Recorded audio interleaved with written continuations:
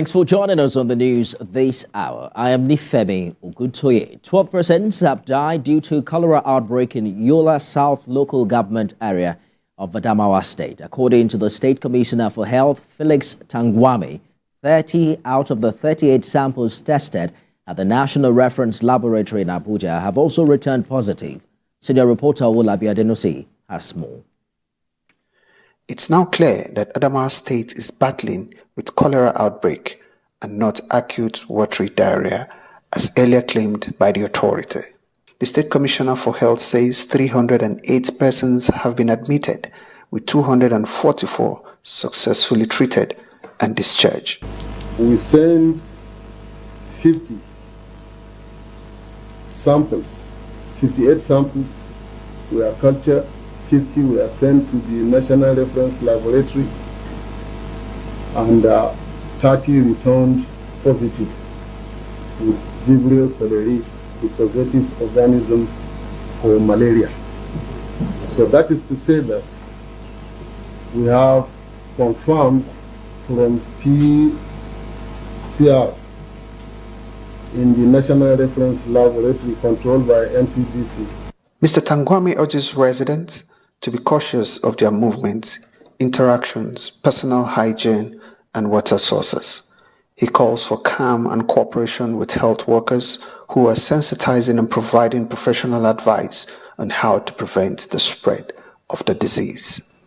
Before now, you are aware that even before the confirmation, we have been treating people, and out of those that were treated, 244 were discharged, were treated and discharged, and we have 12 beds, 6 at the facility, 6 outside the facility. In 2021, the state reported the outbreak of cholera with 124 cases and 5 fatalities across 6 local government areas.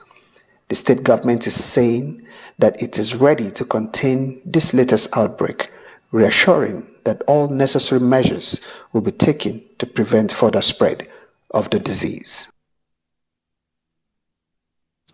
And away from Adamawa to Imo State, where more opposition candidates are still reacting to Saturday's local government election conducted by the State Independent Electoral Commission.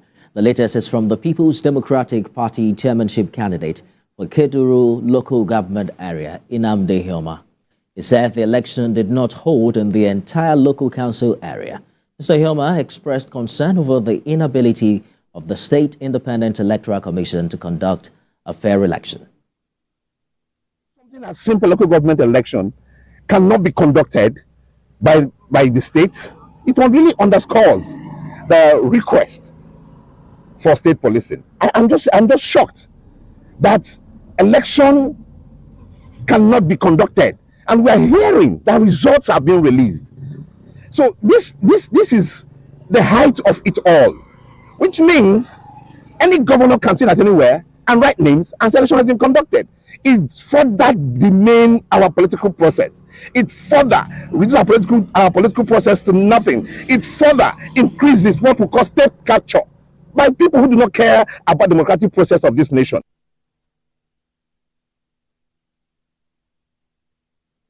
In Taraba State, Governor Agbo Kefas has resolved the internal power wrangling in the women's wing of the People's Democratic Party. Crisis hit the women's wing of the party shortly after the emergence of Lois Emmanuel as state woman leader, which was resisted by the factional women's wing of the party. Senior reporter Olabi Adenosi has details.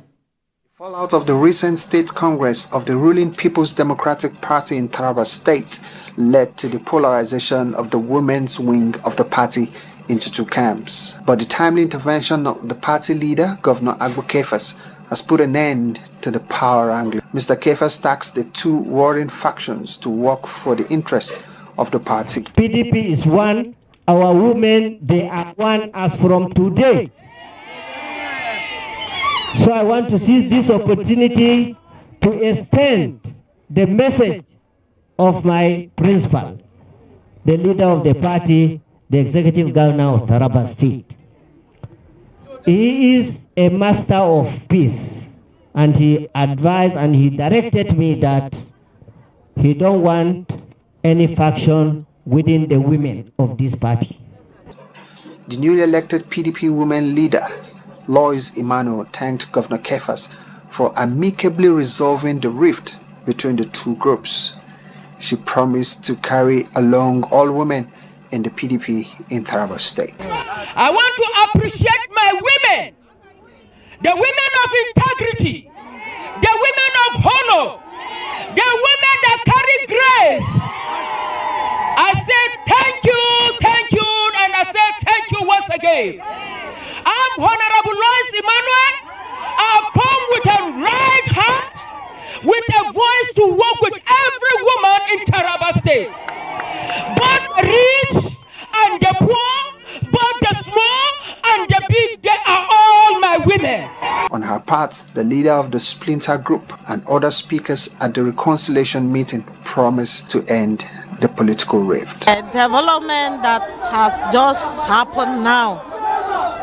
In fact, we never knew that this crisis will come to an end the way it has come. I'm so happy with the reconciliation because the other day we came out pleading with the governor to give us the women leader we want to work with. And he really bring them together to work together. We appreciate him. With this development, political analysts believe that the women's wing of the People's Democratic Party in Taraba State can now stand as a united front to face future elections. To cushion the effect of the food inflation, a non-governmental organization in Osun State has given food items and cash gift to over 200 vulnerable women in Ikpetumodu. The event is part of a broader campaign by the group to combat hunger and poverty in the community. Founder of the organization, Fumi Ayola, described the gesture as an ongoing effort to provide relief to those most affected by the current economic hardship. She hopes to reach even more families in need in the coming months with continued support from donors and volunteers. We should be doing in Nigeria now to remember the people that are downtrodden, the widowed, the less privileged people in our society. This is the time we should remember them and take care of them.